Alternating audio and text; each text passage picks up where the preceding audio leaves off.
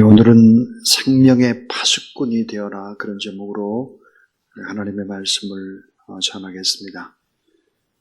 출애굽기 20장 13절 말씀에 보면 살인하지 말라, 그렇게 되어 있습니다. 언젠가 저는 스님과 대화를 나눈 적이 있었는데 그 스님은 저에게 이렇게 말씀을 했습니다.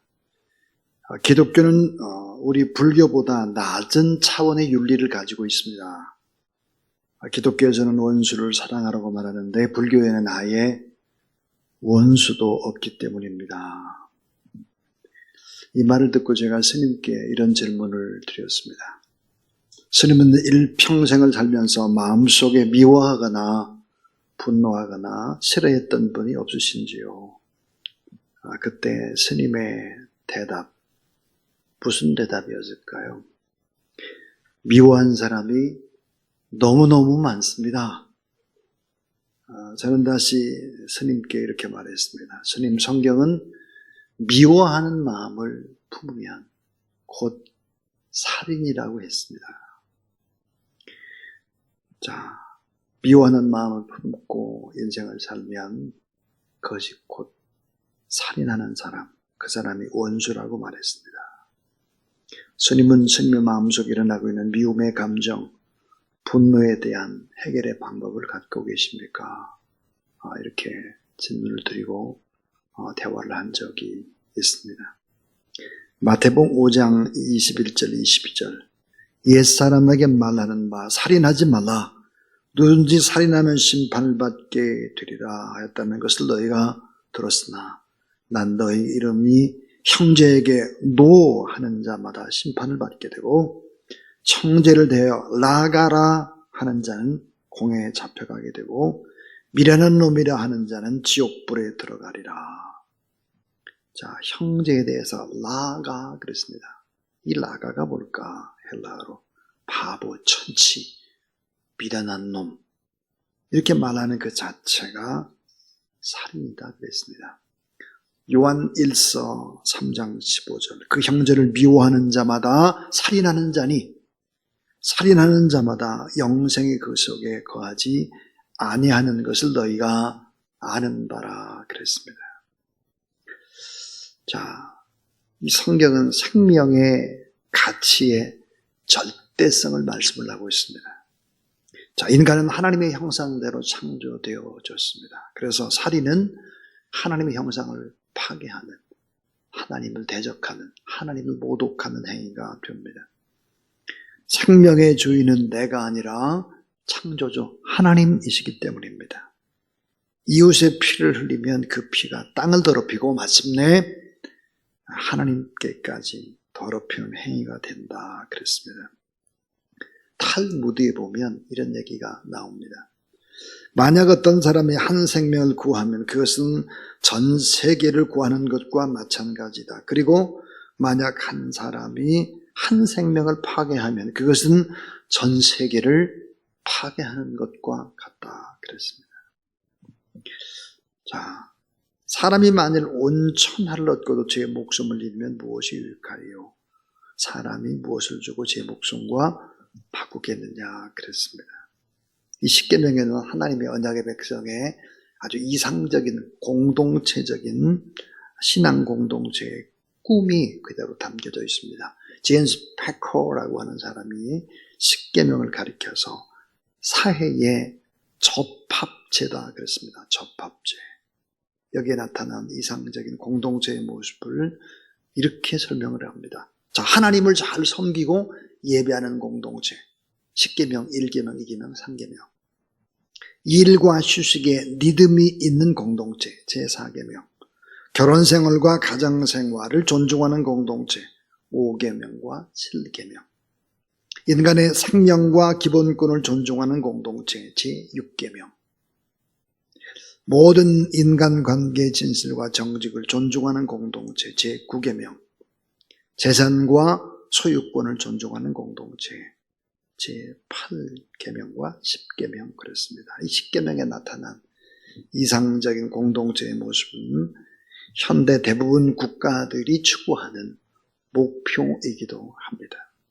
자, 오늘 이 하나님의 말씀, 살인하지 말라 그랬는데 살인에는 다음과 같은 5 종류가 있습니다.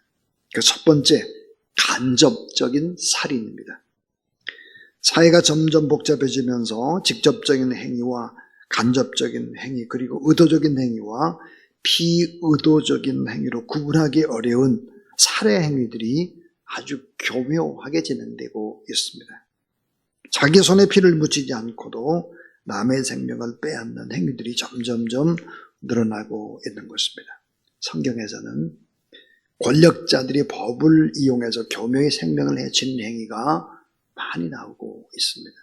부자나 권력자들이 자신의 탐욕을 채우기 위해서 힘없고 가난한 사람들을 죽음으로 내모는 이야기가 성경에 많죠. 특별히 아합 왕이 나봇의 포도원을 탐해서 나봇을 살해합니다. 직접 죽이는 것이 아니죠. 간접적인 살인입니다. 자, 우리 부자나 권력자들이 일반 강도나 흉악범처럼 직접적으로 살인의 죄를 저지르는 경우는 거의 없습니다. 여러 가지 방법을 쓰는 것이죠. 시편 94편 6절부터 7절, 그들이 과부와 나그네를 죽이며 고아들을 살해하며 말하기를 여호와가 보지 못하며 야곱의 하나님이 알아차리지 못하리라 하나이다. 간접적인 살인입니다. 두 번째는 조직화된 살인으로서의 전쟁입니다. 조직화된 살인으로서의 전쟁. 자, 국가 간의 전쟁이 계속되고 있죠. 또 살인과 강간과 약탈과 고문 형태, 비도덕적이고 반인륜적인 행위가 전쟁하는 곳에는 언제나 터지고 있습니다. 자, 그래서 마태복음 26장 52절에 칼을 쓰는 사람은 칼로 망한다, 그렇게 얘기를 하죠. 자, 일본의 군국주의의 자살 특공대인 가미가제, 우리 한국 사람들도 많이 끌려서 억지로 가미가제에 또 참여했죠. 나치 홀로코스트, 보스니아의 인종청소, 아프가니스탄 또 부족의 전쟁이라든지 캄보디아 폴포트의 킬링필드, 이런 것들을 보면 조직화된 살인으로서의 전쟁의 모습들이 나옵니다. 자, 세 번째입니다. 세 번째는 내형화된 살인으로서의 자살입니다. 자살. 자, 내형화된 살인으로서의 자살이다. 이 자살은 자기 자신을 죽이는 살인입니다. 이것은 분명히 살인이죠. 자기를 죽이기 때문입니다. 유감스럽게도 최근 한국 사회는 자살공화국이라고 하는, 그렇게 불릴 만큼 자살자가 많아지고 있습니다. 자살의 중요한 원인, 우울증, 대인관계 스트레스, 심리적인 질환, 또 외상후의 스트레스, 장애 같은 개인적인 요소도 될 수 있고, 또 경제적인 어려움이나 생활과 같은 사회적인 원인들도 있습니다. 자, 네 번째, 이 네 번째는 일상화된 살인입니다. 일상화된 살인이 뭘까? 이것은 바로 폭력의 문화를 가리킵니다. 자, 폭력의 희생자들, 가족들은 평생의 고통 가운데 살아가고 또 다른 자살이 일어나게 되는 것입니다. 자, 정부가 나서서 척결해야 될 그런 악이 있는데요. 그 악이 뭘까? 가정폭력, 성폭력, 학교폭력, 이 같은 폭력의 문화는 쉽게 살인 행위로 이어질 수 있습니다. 이 폭력의 문화를 근절해야 될 것입니다. 자, 마지막 다섯 번째입니다. 이것은 언어로 살인하는 것입니다. 언어로 살인을 하고 글로 살인을 하죠. 자, 예수님께서는 살인 금지 명령을 해석할 때에도 자구적인 해석보다 본질적인 의미에 훨씬 더 많은 관심을 가지셨습니다. 겉으로 드러난 살인 행위가 아니라 이웃에 대한 분노, 또 미워하는 것, 이런 내면 세계의 문제들이 살인죄에 해당한다고 얘기했습니다. 마태복음 5장 21절 22절, 옛사람에게 말한 바 살인하지 말라, 누구든지 살인하면 심판을 받게 되리라 했다는 것을 너희가 들었으면 난 너에게 이르노니 형제에게 노하는 자마다 심판을 받게 되고 그랬습니다. 형제를 미워하는 것도 다 살인의 행위다 그랬어요. 자, 요즘은 어떠실까요? 요즘은 인터넷상에 떠도는 댓글, 이런 댓글로 사람들이 자살을 합니다. 자기의 마음에 들지 않으면 죽을 듯이 달려들어서 댓글을 달죠. 이 댓글은 스치고 지나가지지를 않고 가슴에 박히기 시작을 합니다. 이런 얘기도 합니다. 저런 사람은 죽지도 않나. 어떠다가 저런 자식들이 나한테 태어났나. 이런 막 나쁜 얘기들은 일평생 가슴에 맺히는 것입니다. 자, 살인이 간접적인 살인이 있고 조직화된 살인, 전쟁도 있고 내형화된 살인도 자살도 있고 일상화되는 살인으로서 폭력 문화도 있고 어느 날 글로 자살을 하는 이런 것 때문에 이런 문제들도 살인이라는 거죠. 그런데 우리는 이 원인과 그 해결의 방법을 알아야 할 것입니다. 그것은 모든 살인의 배후에는 악한 마귀의 조종이 있습니다. 악한 마귀. 요한일서 3장 12절 가인은 악한 자고 사단에게 조종을 당하여 살인한 것이라. 최초의 살인사건 가인에 의해서 발생한 사건을 요한일서 3장 12절은 뭐라고 이야기하고 있느냐. 사단에게 조종을 당해서 시키는 대로 했다는 거예요. 요한복음 8장 44절 너희는 너희 아비 마귀에게 났으니 너희 아비의 욕심을 너희도 행하고자 하느냐. 저는 처음부터 살인한 자요 그랬습니다. 마귀는 누굴까? 살인을 조종하는 자입니다. 거짓의 아비입니다. 우리의 생명을 도둑질한다. 그러니까 모든 살인 사건의 배후에는 마귀의 조종이 있다 하는 것입니다. 동시에 두 번째로 결론을 내릴 것은 의심하거나 미워하거나 분노하는 마음을 가지고 마귀가 조종하는 것입니다. 의심하고 미워하고 분노하는 마음을 어때요? 마귀가 조종하는 거예요. 살인이라는 것이 무엇입니까? 자, 의심의 감정, 미움의 감정, 분노의 감정이 가슴에 쌓일 때 결국은 살인을 저지르게 되는 것이죠.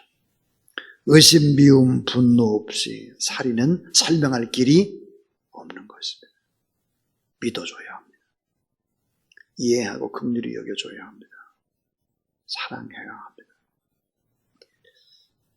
자, 사랑하는 여러분, 인류 최초의 살인이 어떻게 생겨났을까요? 아담과 하와는 에덴 동산에서 쫓겨납니다. 하나님과의 관계가 파괴되죠. 그 후에 두 아들 가인과 아벨을 낳습니다. 가인은 하나님께 거부당한 감정과 부모로부터 신뢰받지 못하는 감정과 미움과 화가 쌓여서 분노가 되죠. 그리고 동생은 죽이는 것입니다.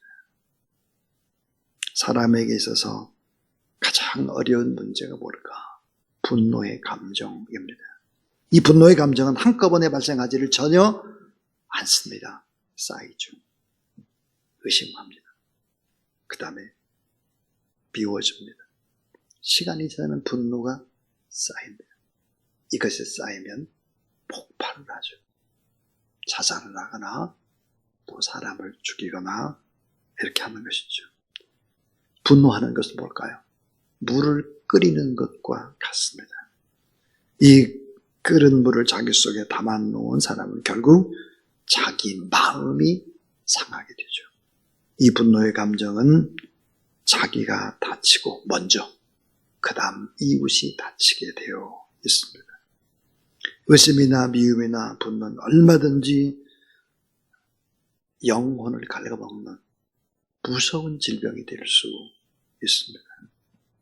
오늘도 예수 그리스도의 십자가를 바라보고 그 십자가의 은혜 안에서 미워하지 않고 의심하지 않고 분노하지 않고 십자가 상에서 주의 사랑으로 다시 무정하고 성령 충만함으로 나가는 그런 저와 여러분, 우리 모두 다 될 수 있기를 주님의 이름으로 축원합니다.